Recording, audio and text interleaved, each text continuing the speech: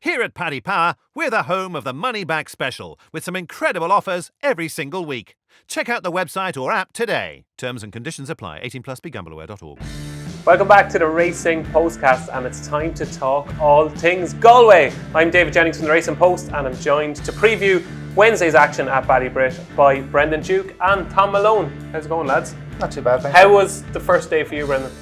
I lost something small, but I got a couple of each way tickets. I got the place money, so I'm very slightly behind. Losing something small at Galway is basically winning, really, isn't it? Well, that is a win. Yeah, it's a win. I was just looking at tomorrow, and I got to a 13-runner handicap and breathed a sigh of relief. Keep the good stuff for later. Oh, yeah, Keep the good stuff for later. Tom, how was day one? Day one was good. I was all in and Inish free, so that was fine, but it wasn't as comprehensive as you would hope. 2 to 5, you like a shorty, do you? Well, I took 4 to 7 first thing, but still, all in, so it was fine. I need your wages. Okay, moving on to Wednesday at Ballybrit, and we're going to go through the card. The first race at 5:10 is a maiden hurdle over 2 mile 5, and we have no prices yet from Paddy Power, but I'd imagine the likely favourite is Dancing on My Own from the Henry de Bromhead stable. Raised 140. Well fancied for the Coral Cup, Brendan. Ran reasonably well. His form behind Classical Dream. Would he be your idea of the winner of the opener? Very hard to get away from fourth in a Grade 1, dropping down to this level. And it's an ordinary maiden hurdle. I mean, I suppose Days Without End isn't totally exposed over hurdles, but you'll have to step up a fair bit here. I thought the Dancing on My Own would be very hard to beat. Yeah, I concur, Tom. You can't really look past him. He'll obviously be a short enough price. The Mulryans like having a winner at Galway as well. One token sort of each way selection, perhaps Cairn O'Mead's runner who won a bumper at Roscommon a couple of weeks ago. But yeah, look, 140 horse in a maiden hurdle at Galway should win. And you've already proved that you love a shorty. So this this could be the second leg. Okay, yeah. moving on to the 540. It is a mare's handicap hurdle, and I think I've spotted one here, but I'm going to save that for later. Okay, I'm going to let you get your point in first. So Brendan, you go first. The 540. Well, that's very interesting, David, because we're living in an age of big data now. It's all about stride length, sectionals and what have you. But I put it to you that there is still some room for the intuitive punter. Okay. My spider sense is tingling right here with a horse called Galway Abu, who I suspect may have been laid out for the meeting. Now, for our British viewers, okay, Translate. just explain Galway Abu means?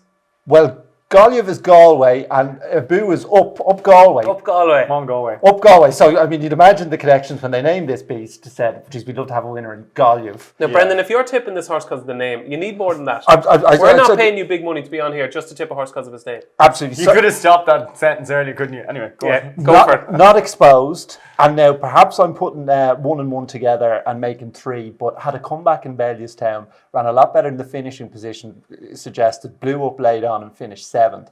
And if it sort of plays into my narrative that it was all about Galway, just a tune up in Bellewstown. And no post-race interview either. No, well, indeed. So I just think the story checks out for Galway Abu tomorrow. And roughly what type of a price are you expecting?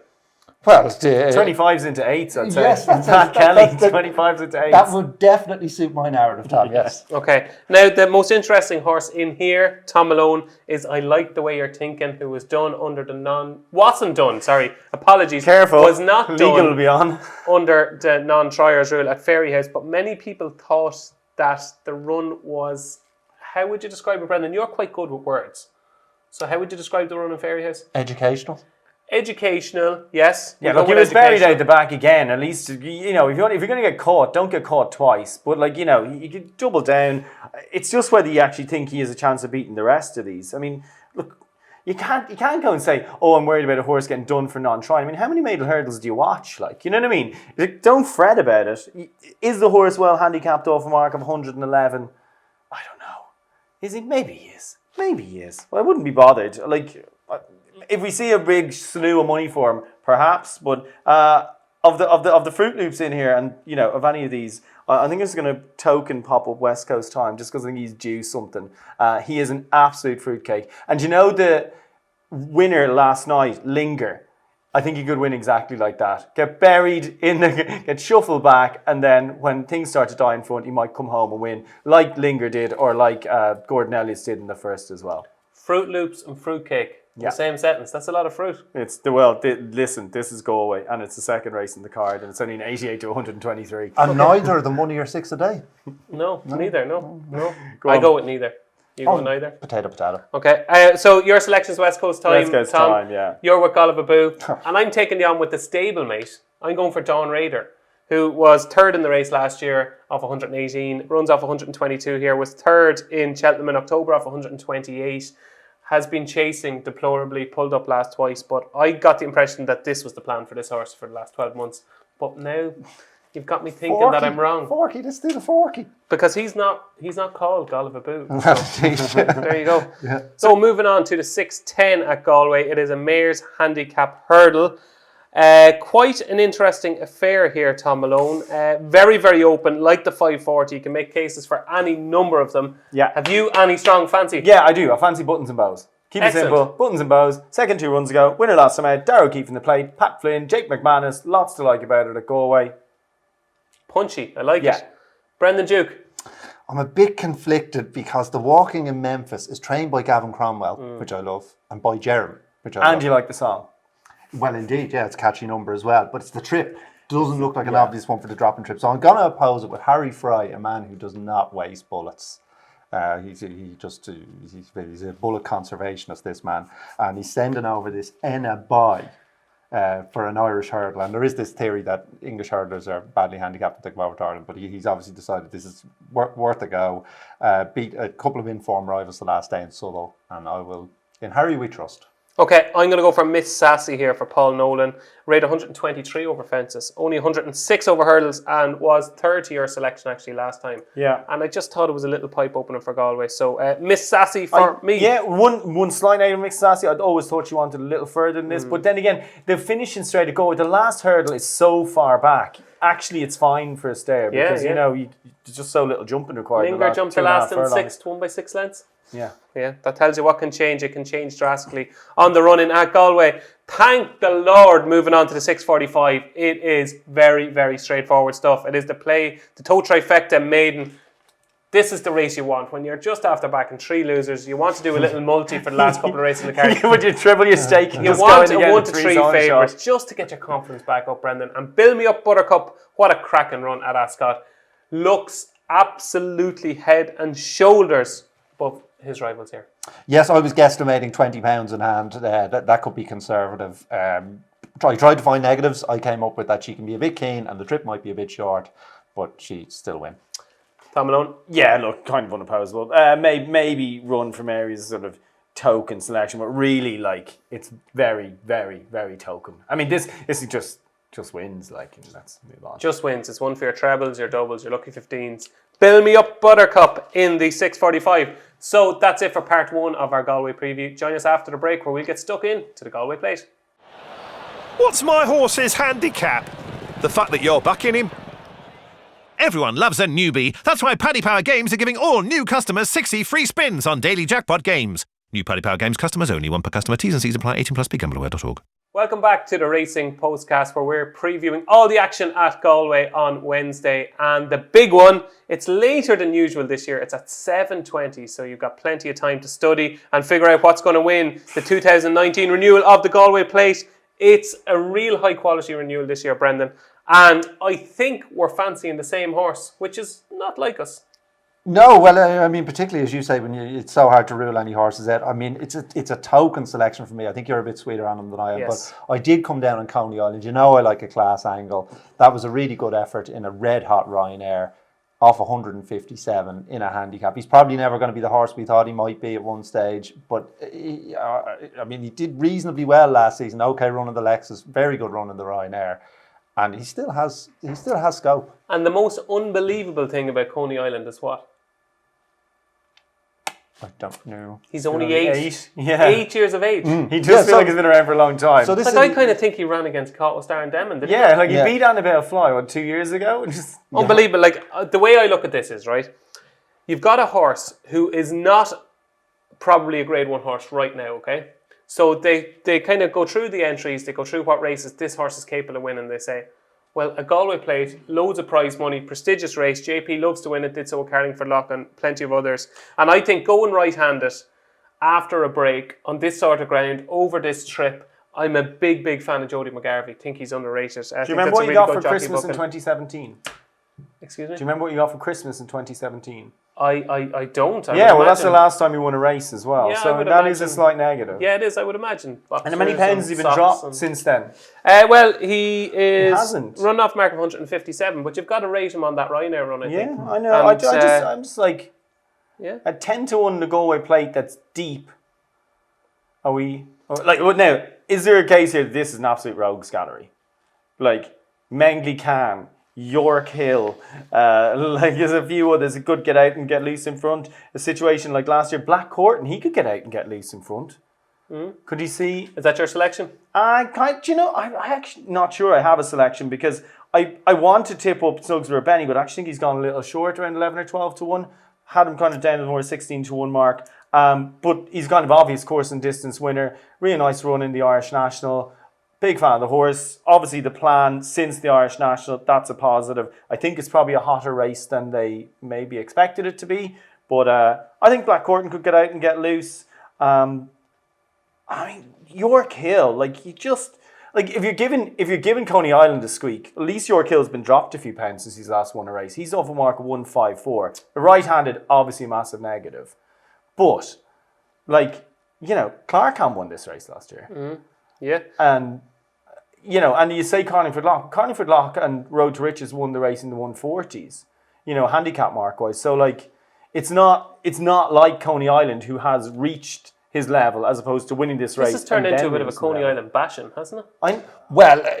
He does have a great future behind him. I can see that argument. Argument, all right. But still, as you say, he's handicapped to win on that Ryanair run. Absolutely. Okay. Yeah, just a quick run through the betting with Paddy Power. 13 to 2, Boris is currently our favourite. 8 to 1, Mengley Khan. 10 to 1, Coney Island. 11 to 1, Snugsborough Benny. 12 to 1, Peregrine Run, who's chasing a 7-timer. You've got Heron Heights 12 to 1. Black Courtin 14 to 1. Azuri 14 to 1. Barra 14 to 1. Ravenhill 14 to 1. Pile on the Pressure 14 to 1. It's only a reserve. York Hill 16 to 1. The West Awake 16 to 1. And it is 16 to 1 Modus, Auvergnat 16 to 1. And it's 20 to 1 Bar, which brings in Prava Laguna. Do you want one more question? Who does Paul Townend ride in the race? You don't think York Hill will run? I'm just not 100% sure he runs. Maybe, there's a bit of history here, There is. And so I'm piling the pressure is 2 points short in the market than York Hill. But obviously, if York Hill were to be a non-runner, as the rules are now, Paul Townend would have to ride Pile on the Pressure. So do you think that was considered in the ranking of the horses at the start of the week? I think it possibly is, because when I saw these entries first, I just had York Hill as 16 to 1 to run, let alone win. But anyway, he's here now. It's an intriguing little angle.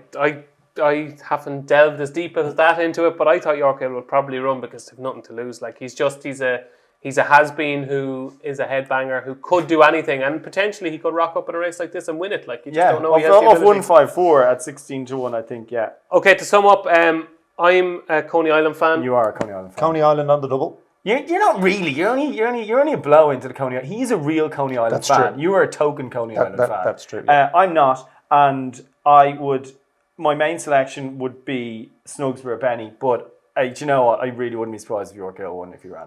Okay, moving on to the 8 o'clock. It is the mile handicap, and I suppose it's a smaller field than we're used to for handicaps at Galway. There's only 13 in it. Yeah.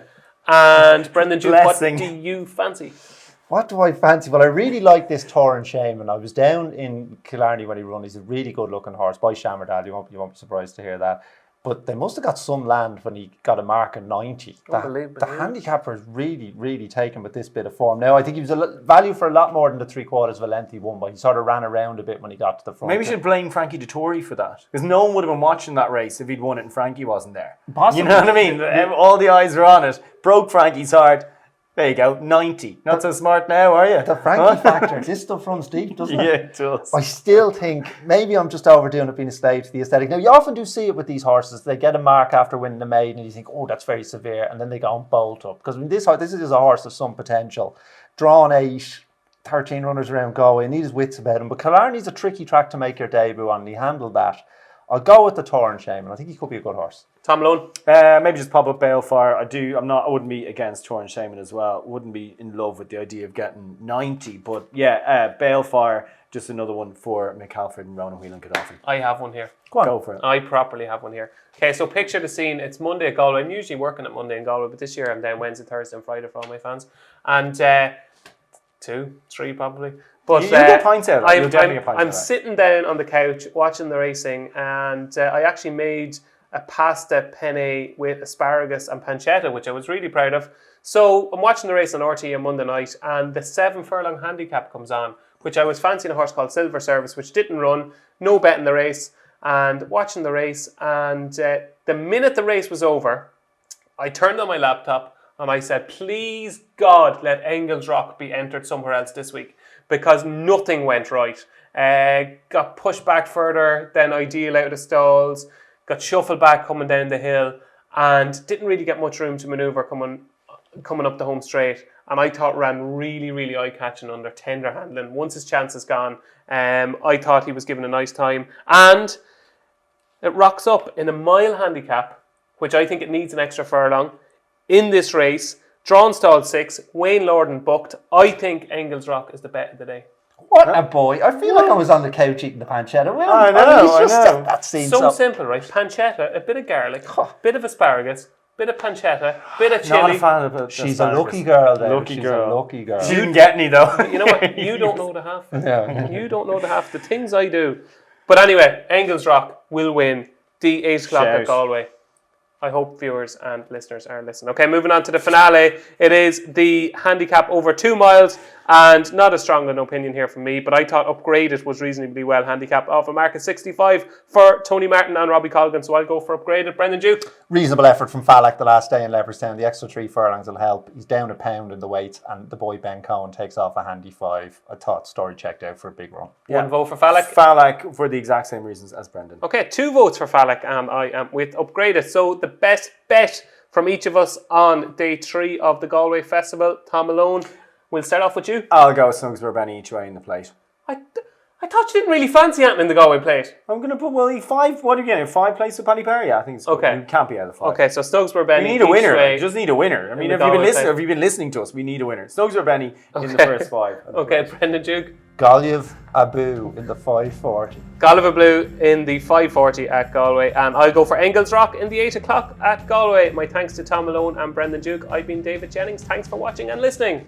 Paddy Power Games has over 250 of your favourites to play online, and we're going to attempt to name them all in this 10-second ad before the T's and C's kick in. There's Blackjack, 18+, begambleaware.org.